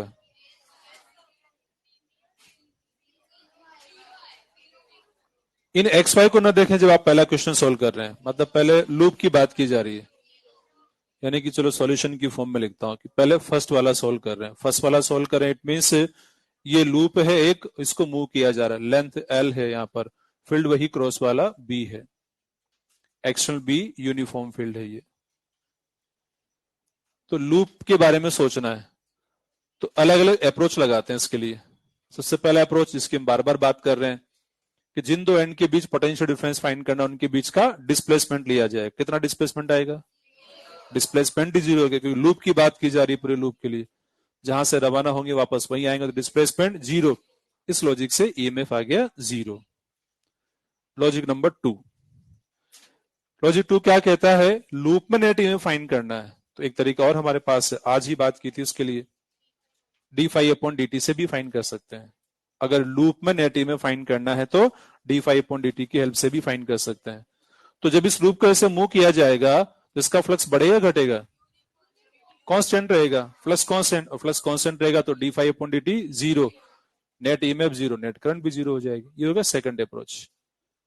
तो नेट ईएमएफ 0 आ गया लूप में। थर्ड अप्रोच पर आते हैं। थर्ड अप्रोच बीवीएल वाला, एक एक रोड को देखा जाए तो यहां पर उसके अकॉर्डिंग मैं डायग्राम बनाता हूं, इस पर भी बीवीएल आ गया है और इस पर भी बीवीएल आ गया है, यानी कि ये ई बीवीएल अगर है तो ये वाला ई भी बीवीएल के बराबर ही है। समझ में आ रही सबको बात? इस पूरे लूप के लिए सोल्व कर रहे हैं, इस पर नहीं आएगा ना ईएमएफ, इस पर नहीं आएगा, इन दोनों पर आ जाएगा, तो यहां कह सकते हैं बीवीएल बीवीएल आ गया। तो ई नेट की जब बात करने जा रहे हैं, बताओ क्या लिखूं मैं, 0 लिखूं? यहां पर बीवीएल है, यहां पर बीवीएल है, नेट ईएमएफ इन लूप बताना है, 0 आएगा। क्यों? लूप में नेट ईएमएफ बताना है, और जब लूप में नेट ईएमएफ बताना होता है इसका मीनिंग ये हुआ कि अगर हमें लूप में करंट फ्लो कराना हो तो उसके लिए रेस्पॉन्सिबल ईएमएफ जो होगा वही नेट ईएमएफ कहलाएगा। मैंने क्या बोला, लूप में करंट फ्लो कराना हो, इस लूप में करंट अगर होगी तो कितनी होगी, अगर होगी तो कितनी होगी, 1 या 2? क्योंकि यक लूप यक करंट, करंट अगर होगी तो एक ही होगी। इससे ये पता चल रहा है हमें इस लाइन बोलने से कि करंट होगी तो एक ही होगी कि दोनों सेल सीरीज में है, दोनों सेल किसमें, सीरीज में। और जब सीरीज में सेल होते हैं तो उनको डायरेक्ट प्लस या माइनस करते हैं, डायरेक्ट प्लस या माइनस, किस बेसिस पर, एक्टिंग सेंस के बेसिस पर। इसका एक्टिंग सेंस यूं है, इसका एक्टिंग सेंस इधर करंट दे, दोनों का अपोजिंग है, यानी कि नेट ईएमएफ ई माइनस ई। तो सीरीज वाले कंसेप्ट से कहा मैंने, तो नेट ईएमएफ 0 आ गया इस लूप के अंदर। 3 अप्रोच लगाइए। पहले अप्रोच क्या थी? डिस्प्लेसमेंट। दूसरी अप्रोच क्या थी? d5.dt। तीसरी अप्रोच बीबीएल वाले। 3 अप्रोच से हमने चेक कर लिया। सेकंड अप्रोच तो बहुत आसान होगी हमारे लिए, और उसकी बात तो पहले भी कर चुके थे हम, 5 वाला, कि जब भी एक लूप यूनिफॉर्म फील्ड में मूव करेगा, कैसा भी इसका शेप हो, यूनिफॉर्म फील्ड में मूव करेगा, तो फ्लक्स वाले अप्रोच से कह सकते हैं 5 कांस्टेंट होगा, d5.dt 0 होगा। सेकंड वाले में क्या करना? अब आसान हो गया सेकंड वाला तो। कैसे आसान हो गया बताओ जरा, कैसे आसान हो गया? ये x है और ये y है, ये l है, ये l है। पहली अप्रोच क्या लगाएंगे? डिस्प्लेसमेंट वाली। कौन सी वाली? डिस्प्लेसमेंट वाली। दोनों एंड के बीच कितना डिस्प्लेसमेंट? l, तो आंसर आ गया बीबीएल। सेकंड अप्रोच बताओ कौन सी लगाएंगे? फ्लक्स वाली लगाएंगे second approach. Second approach first वाली लगा सकते हैं क्या? क्यों नहीं लगा सकते? सेकंड अप्रोच फ्लक्स वाली क्यों नहीं लगा सकते? d5.dt इसमें तो लगाया था ना अपन ने, इसमें तो लगाया था। क्या करना पड़ेगा आप बताइए जरा? सेकंड वाली कहा? ये लूप मूव करा रहे हैं ना अपन, ऐसे वेलोसिटी इसको दिया गया है। मैग्नेटिक यूनिफॉर्म तो यहां भी, यहां भी है। वास्तव में d5.dt वाला अप्रोच हम तभी लगाएंगे जब लूप में नेट ईएमएफ फाइंड करना। यहाँ लूप में नेट ईएमएफ हमें फाइंड करना नहीं है, यहाँ पर हमें 2 पॉइंट के बीच पोटेंशियल डिफरेंस फाइंड करना, एक्स एंड वाई के बीच। तो एक्स एंड वाई के बीच पोटेंशियल डिफरेंस फाइंड करना है, इसलिए d5.dt वाला अप्रोच काम में नहीं लेंगे, यहां लूप में फाइंड करना था। तो बस यहाँ तो 2 ही अप्रोच हमारे पास रहे। एक तो कौन सा वाला? दोनों के बीच डिस्प्लेसमेंट वाला, कि एल डिस्प्लेसमेंट, तो बीबीएल। और अगला अप्रोच क्या? BBL BBL. तो इस पे तो नहीं आएगा, तो यहाँ पता ही हमें कि ये बीबीएल यहाँ पर बन रहा है, और दूसरा बीबीएल यहाँ पर आया। ये पॉइंट एक्स है और ये पॉइंट वाई है, तो ये भी बीबीएल के बराबर है और ये भी बीबीएल के बराबर है।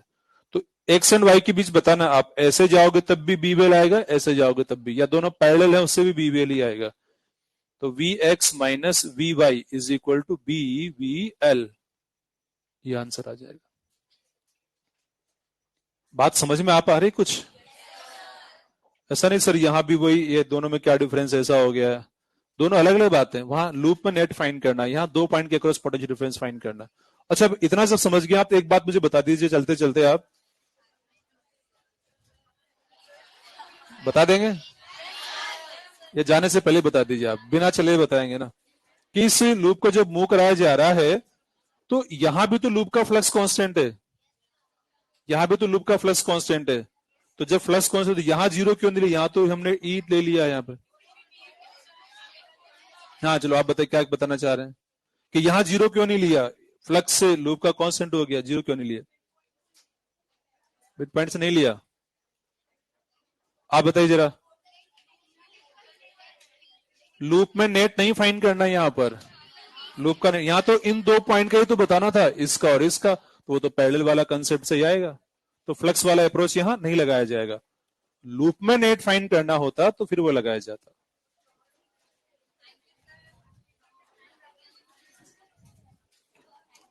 Beginner box number 7।